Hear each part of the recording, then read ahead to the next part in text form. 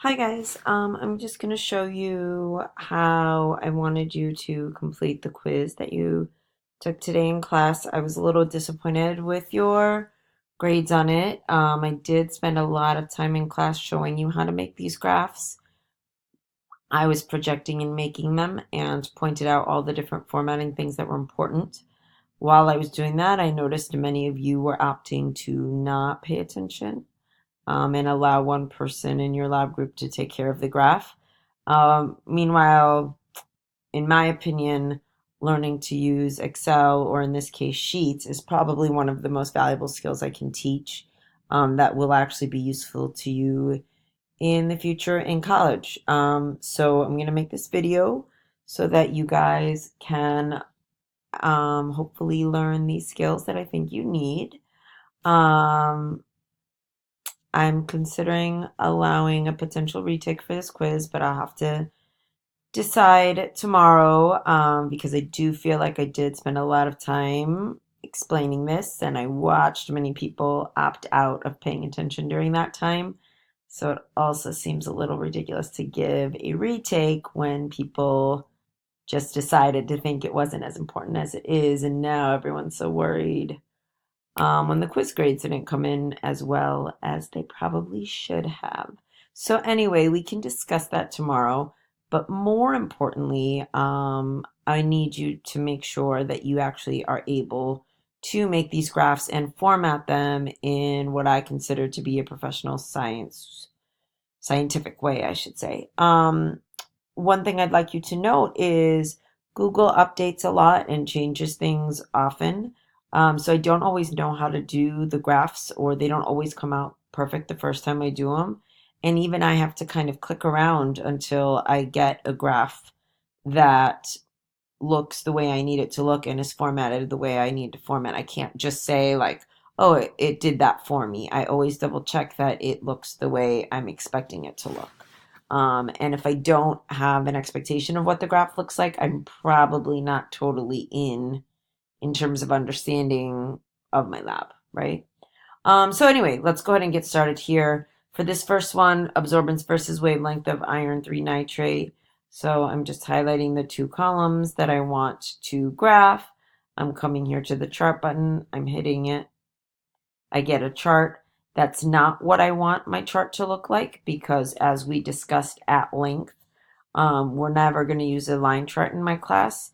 I have never had an experience in chemistry where we do use a line chart. We always opt for the scatter plot. So I'm going to go ahead and choose scatter. I can see here that I'm graphing from 400 to 700, which is what I had. That was my range of my wavelength. I can see that my axes are labeled with units, nanometers for my wavelength. Absorbance doesn't have a unit. It would be okay to just put a capital A in parentheses. Sometimes I've seen that, but it's also okay to leave it without a unit. And then I can see that all my points got plotted here. I'm not going to include a trend line in this one because I wasn't looking for a trend. I was looking for a peak. It would be inappropriate to try to put a trend line, especially a linear trend line here, and I don't need an exponential trend line either. One thing we talked about was the fact that if we only have one line on our graph, it seems kind of ridiculous to have a legend or a key, so it is important to go in and remove that.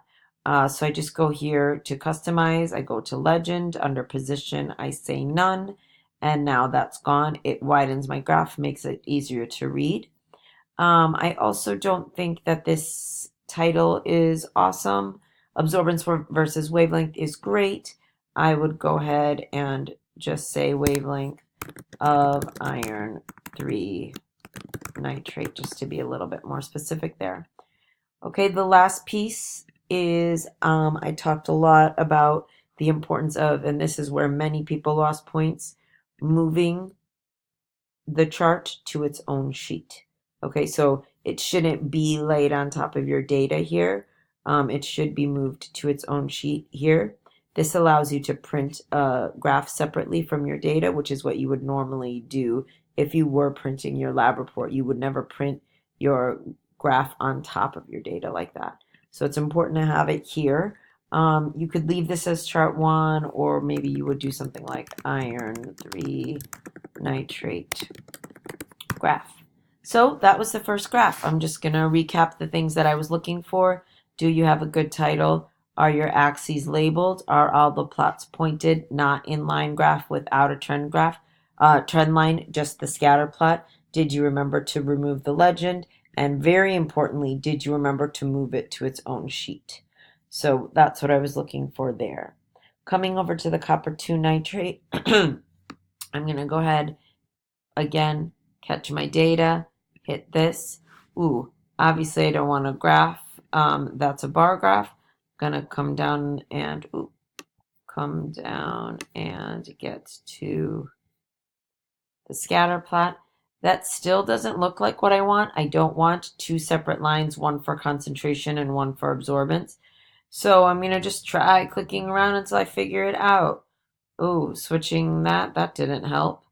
Taking that out, that didn't help. What if I do use column A as, ooh, that looks good. Okay, if I leave use column A as labels, now I get my one graph. Let me just check one line, sorry, let me just check. 0, 0. Okay, that's weird. Something's funny with the origin, so I'll have to deal with that. 0.1, 0.25. Oh yeah, that's right. Okay.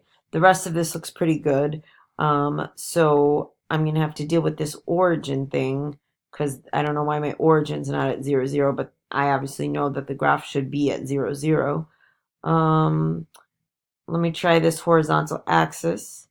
And I just have obviously already done this, but I clicked around all the different options and I noticed if I take this one out, treat labels as text, suddenly I have my origin at 0, 0, which is exactly what I want. Now this looks like the graph I want. Let me go back up here to some of the basic stuff. Concentration and absorbance isn't an appropriate title. Absorbance versus concentration of copper to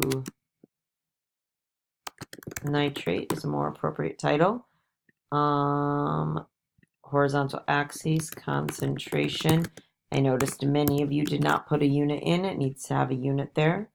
Vertical axis is absorbance, which, as I said before, you could leave just as absorbance. If you wanted to do this parentheses with a capital A, you could. I'll go ahead and do it for this one. Right, title, axes, scatter plot, origin is fixed, trend line is next, right? It asked in the directions to add the trend line. I found that here under series, trend line. Oh, cool, there's the trend line. In this case, it goes through most of the points since I made a very linear line. Yes, it should be linear. Label it with the equation. Cool. Now here's a situation where just the way Google Sheets works is the equation gets put into the legend. In Excel, it actually gets put in right next to the line, which is nice, but in Sheets, it gets put into the legend. So here, I'm not going to delete the legend, even though I have one line, just for the purpose of displaying my equation. Now, in my lab report, I could remove the legend and then type in the equation somewhere else in my lab report, but I don't mind leaving the legend in if its functionality is to show the equation of this line. So there's my equation. And then I'm going to go ahead and move it to its own sheet. And then I'm in good shape. Let's see. Let me just do this.